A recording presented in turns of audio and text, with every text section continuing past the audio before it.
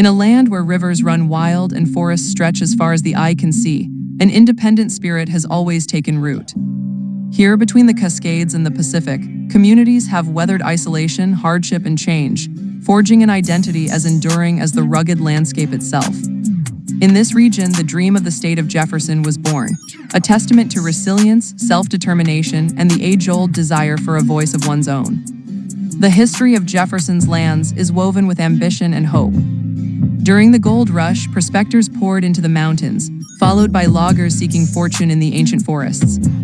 Isolated by treacherous terrain and slow, winding roads, these communities grew up apart from the political and economic centers to the south and north.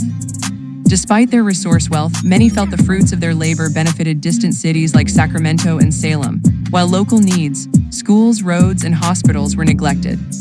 By the early 20th century, frustration simmered beneath the surface. Farmers, merchants, and miners rallied together, their sense of being overlooked kindling the first sparks of unity.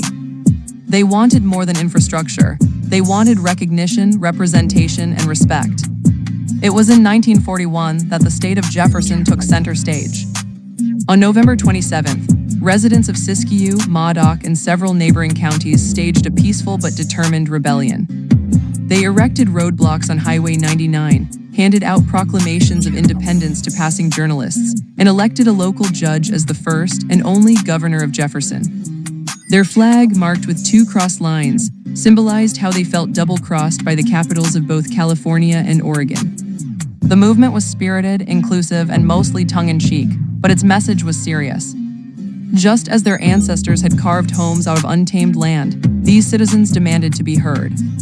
Only days after Jefferson's bold declaration, the bombing of Pearl Harbor propelled the United States into World War II.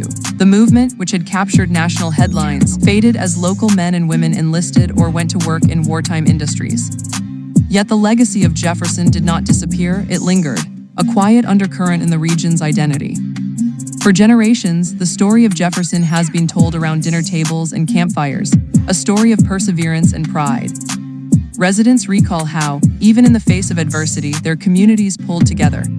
The movement gave them a shared language, a shared hope, and a sense of belonging in a vast and sometimes indifferent world. Today, the state of Jefferson is as much an idea as a place, a symbol of rural America's ongoing quest for fair representation and local control. The flag appears at county fairs, in storefront windows, and on social media. Debates about statehood, resource rights, and political power still stir passions, underscoring how Jefferson's legacy shapes the present as much as the past. The movement also inspires community engagement and stewardship. Residents, regardless of their stance on statehood, share a fierce love for their land, their rivers, and their history. Their efforts to preserve natural beauty and honor indigenous roots reflect a broader commitment to the region's future. The state of Jefferson is more than a line on a map. It's a living story of grit, hope, and the enduring belief that every community deserves a voice.